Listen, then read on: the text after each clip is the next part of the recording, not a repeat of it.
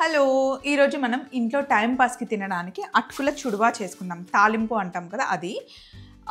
దానికోసం ఫస్ట్ కొంచెం నూనె కావాలి. సింపుల్గా ఎలా చేయాలో నేను చెప్తా. ముందు తాలింపు కోసం నూనె వేసుకోండి. రెగ్యులర్ సన్ఫ్లవర్ ఆయిలే వేస్తున్నాను. సో నూనె కాస్త వేడెక్కిన తర్వాత కొద్దిగా ఆవాలు, కాస్త జీలకర్ర, ఎండుమిరపకాయలు, తర్వాత పల్లీలు మటుకి నేను ఎక్కువ వేస్తాను. పల్లీలతోనే రుచి చాలా బాగుంటుంది. ఇందులో మీరు కావాలి అంటే బూందీ, మిక్చర్ ఇంకేమైనా యాడ్ చేసుకోవచ్చు.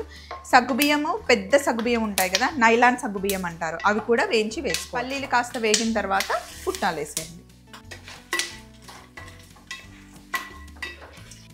అలాగే ఇందులో జస్ట్ క్రష్ చేసుకున్న వెల్లుల్లి, ఆ ఫ్లేవర్ బాగుంటుంది. పచ్చిమిర్చి కొంచెం,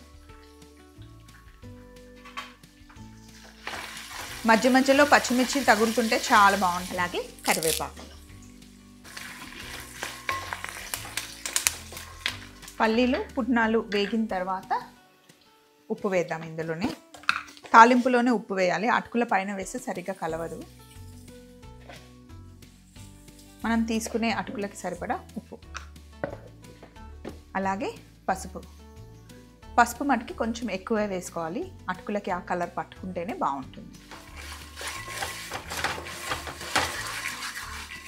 కారం వేస్తే బాగుంటుంది. పచ్చిమిర్చి, ఎండుమిర్చి కొద్దిగా కారం పడాలి. కొద్దిగా ధనియాల పొడి.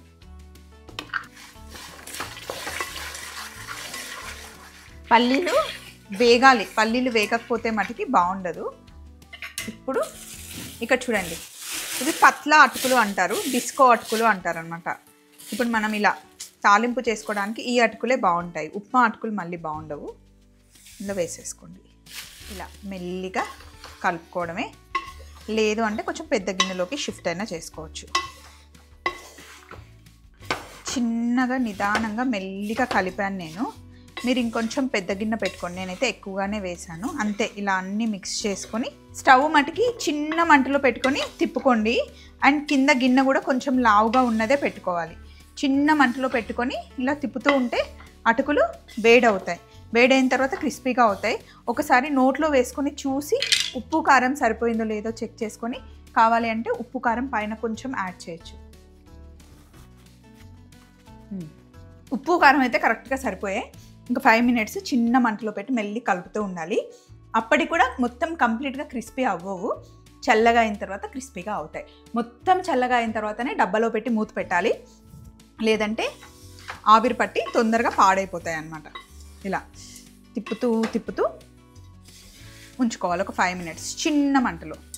ప్రతిసారి గంటలు పెట్టి కలపాల్సిన అవసరం ఏం లేదు, ఎందుకంటే కలుపుతూ ఉంటే కిందకి వెళ్ళిపోతూ ఉంటాయి.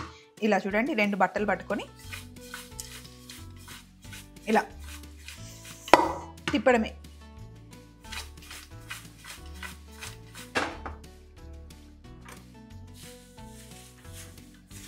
కలుపుతుంటేనే మీకు ఆ క్రిస్పీనెస్ తెలిసిపోతుంది.